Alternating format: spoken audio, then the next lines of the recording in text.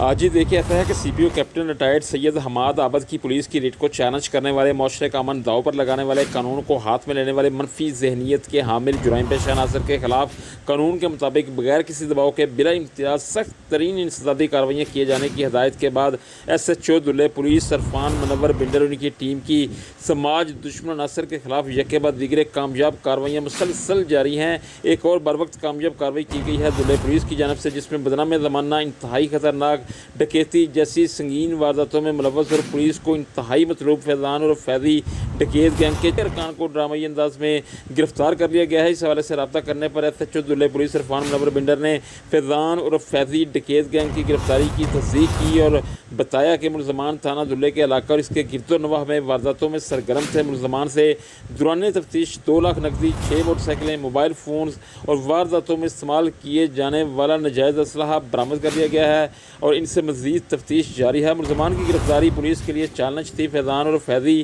ڈکیت gang کی گرفتاری سے علاقے میں وارداتوں میں نمایاں کمی آئے گی۔ دوسری جانب جرائم کے خلاف بہترین کارکردگی کے تسلسل کو قائم رکھ کر امن و امان کی صورتحال کو مثالی بنانے کے لیے کی جانے والی کاوشوں پر علاقہ تھانہ دھلے کے عوامی سماجی حلقوں نے دھلے پولیس کو بھرپور خراج تحسین پیش کرتے ہوئے سی پی او سید حماد عابد کا شکریہ ادا کیا ہے۔